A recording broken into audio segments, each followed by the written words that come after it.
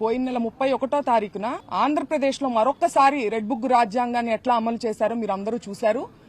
ఈ red book రాజ్యాంగం ప్రకారం దాడులకు మీదకు వచ్చి ప్రాణాల మీదకు వచ్చినా సరే ఒక మనిషి ఒక మాట దొరలకూడదు.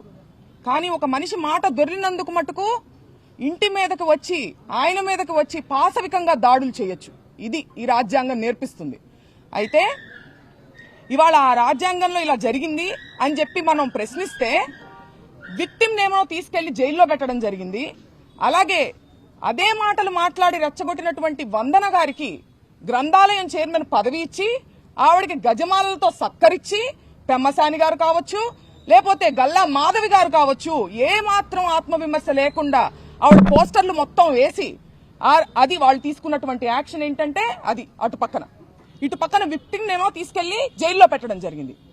ఒక ప్రజాస్వామ్యంలో రెడ్ బుక్ అనే మాట మాట్లాడిన పాపానికి ఇవాళ మాకు ప్రజాబలము అలాగే వెంకటేశ్వర స్వామి వారి దర్శనం చేసుకుని తిరిగి వస్తున్న భక్తుడి మీద దాడి చేసినందుకు దైవ బలము రెండూ తోడయి మీ చుట్టూ ఉచ్చులాగా బిగుస్తుందని గమనించవలసిన అవసరం ఉంది ఇవాళ కూటమి వారికి.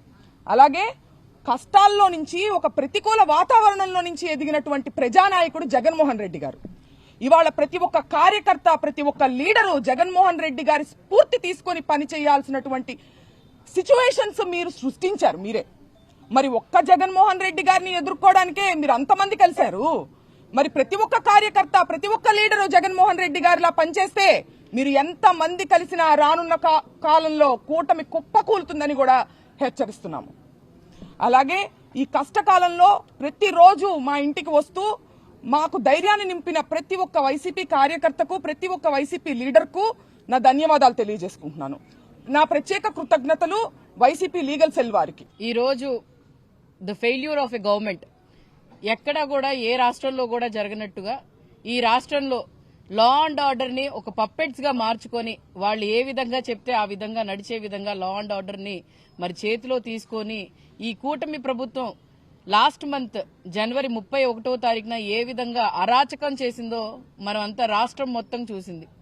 మరి అదే విధంగా దాంట్లోనే దాదాపుగా 17-18 రోజులు మరి అంబటి రాంబాబు గారిని జైల్లో పెట్టడం, మరి ఆయన్ని అక్కడ పెట్టి రిమాండ్ ఏ విధంగా బెయిల్ వచ్చినా కూడా మళ్లీ పీటీ వారెంట్ వేసి ఆయన్ని మళ్లీ ఏదో ఒక కేసులో మళ్లీ తీసుకెళ్లి మరి ఈ రోజు విజయవంతంగా ఆయన బయటకు వచ్చి బెయిల్ మీద మరి ఒక మెసేజ్ ఇస్తున్నారు ప్రజలకి. అలాగే మరి ఏ విధంగా ఈ కూటమి ప్రభుత్వం చేస్తున్న అరాచకాలకి ఆయన విజయం సాధించి ఈరోజు బెయిల్ మీద బయటకు వచ్చారు. మరి ఈ కూటమి ప్రభుత్వం ఒకటే డైవర్షన్ పాలిటిక్స్, ఏదైనా ఇష్యూని డైవర్ట్ చేయాలి, ప్రజల్ని మరి డైవర్ట్ చేయాలి అని అంటే ఏదైనా ఇష్యూ రైజ్ చేయాలి అనే విధంగా మరి ఏ విధంగా లడ్డూ విషయాన్ని పూర్తిగా డైవర్ట్ చేయడానికి అంబటి రాంబాబు గారి మీద దాడి చేశారు. మరి అలాగే అంబటి రాంబాబు గారు బయటకు వచ్చిన తర్వాత అలాగే వైఎస్ఆర్సీపీ నాయకులు ఎవరు బయటకు వచ్చినా కూడా నిజంగానే ఎవరు కూడా తగ్గేదే లేదు. నిజంగా ఎవరు కింద స్థాయి కార్యకర్త దాకా కూడా ఎవ్వరు తగ్గేదే లేదు. ఎందుకనంటే మాకు ధైర్యం మా జగనన్న, అలాగే మా కార్యకర్తలకు గాని నాయకులకు గాని ప్రతి ఒక్క ధైర్యాన్ని నింపుతున్న ప్రతి ఒక్క మరి నాయకులు ఎవరు జైలుకి వెళ్లి వస్తున్నారో వాళ్ళు కూడా మాకు ధైర్యాన్ని ఇచ్చి రానున్న రోజుల్లో ఇంకా మెరుగ్గా పనిచేయడానికి, ఇంకా మెరుగ్గా మన పార్టీని బలం చేయడానికి, అలాగే ప్రజలకి అండగా ఉండటానికి ఎక్కడా కూడా మేము తగ్గమని చెప్పి మరి తెలియజేస్తూ రేపు మాత్రం మేము ప్రతి ఒక్కళ్ళం కూడా అంబటి రాంబాబు గారు జిల్లా అధ్యక్షుల వారు నియోజకవర్గం వైజ్ గా మరి మా నియోజకవర్గంలో వస్తున్నాము. ఆయన్ని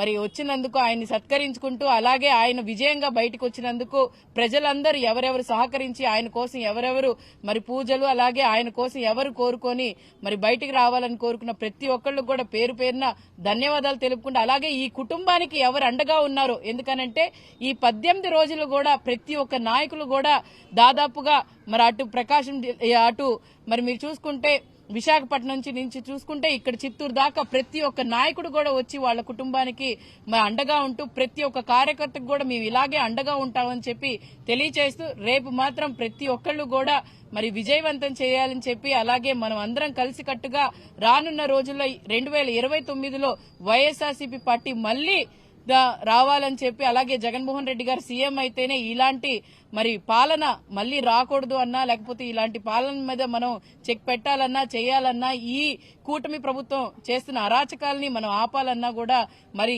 రేపు మాత్రం అందరం కలిసి కూడా ఈ ప్రోగ్రామ్ ని మాత్రం సక్సెస్ఫుల్ చేయాల్సిందిగా కోరుతున్నాను. వాళ్ళు ఏదైనా టాపిక్ డైవర్ట్ చేయాలి అని అనుకుంటే మళ్లీ చేస్తారండి. కానీ నిజంగానే బాధాకరంగా ఒక విషయం ఏంటంటే, అసెంబ్లీలో ఎక్కడైనా ప్రజల గురించి, ప్రజల సంక్షేమం గురించి, వాళ్ళు ఇచ్చిన బడ్జెట్ గురించి మాట్లాడుకుంటా ఉండాలి. కానీ అక్కడ కూడా ఈ లడ్డూ విషయం కాకుండా డైవర్ట్ చేసి అంబటి రాంబాబు గారు తగ్గేదేలే అని మరి ఏ విధంగా చెప్తే దాన్ని వాళ్ళు అక్కడ మాట్లాడుకోవటం చేయటం అనేది నిజంగానే అసెంబ్లీలో ఉన్న కొంచెం సమయం కూడా వీళ్ళు ఈ విధంగా వేస్ట్ చేయటం అనేది ఇదిగా ఉంది. అలాగే ఇలాంటి చర్యలు ముందు ముందు చేస్తారా లేదా అనేది వాళ్ళ మీదే వదిలేస్తున్నాయి. ఏదైనా టాపిక్ డైవర్ట్ చేయాలి అని అంటే మళ్ళీ ఏదో ఒక చర్యలు చేస్తూనే ఉంటారు. కానీ ఈసారి మాత్రం చెప్తున్నాము మీకు, ఏదో మీరు ప్రతిసారి మా మీద దాడి చేస్తారు, మేము మౌనంగా ఉంటాము అని అంటే ఇదిగా ఉండదు. ఖచ్చితంగా దీన్ని మాత్రం తిప్పి కొట్టే విధంగా మీరు చేసిన చర్యలకి ఇంకా తిరిగి మీ మీద రానున్న రోజుల్లో కూడా ప్రజలు కూడా ఇంకా చూస్తున్నారు. దాన్ని బట్టే మీకు అర్థమవుతుంది గుంటూరు మరి ఏ విధంగా జగన్మోహన్ రెడ్డి గారు జరిగిన ఇన్సిడెంట్ గురించి 4వ తారీఖున వచ్చారు, ఏ విధంగా ప్రజలు వచ్చారు. మరి అలాగే రానున్న రోజుల్లో ఇలాంటి ఇన్సిడెంట్స్ ఎక్కడ జరిగినా కూడా మేము ఊరుకోమని చెప్పి దీన్ని సెంట్రల్ లెవెల్లో తీసుకెళ్తామని చెప్పి తెలియజేస్తాం.